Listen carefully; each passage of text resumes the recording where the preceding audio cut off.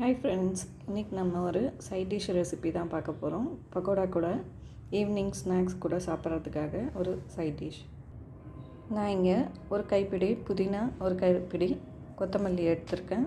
ரெண்டுத்தையும் நல்லா அலசி எடுத்து வச்சுருக்கேன். கூடவே காரத்துக்கு ஏற்ற மாதிரி 4 பச்சை மிளகாய் எடுத்திருக்கேன். இதில் காரம் குறைவாக இருக்கிறதுனால நான் 4 சேர்த்துருக்கேன். நீங்கள் எடுக்கிற பச்சை மிளகாய் காரமாக இருந்ததுன்னா 3 சேர்த்துக்கோங்க. 3 பல் பூண்டு எடுத்திருக்கேன். கூடவே உப்பும் லெமன் ஜூஸும் நமக்கு தேவை. எல்லாத்தையும் ஒரு மிக்ஸி ஜாரில் சேர்த்தாச்சு. கூடவே கொஞ்சம் லெமன் ஜூஸ் சேர்த்துக்கலாம்.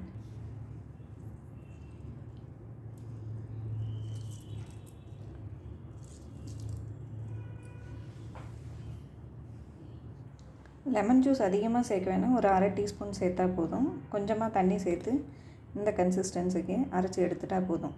சட்னி ரெடி.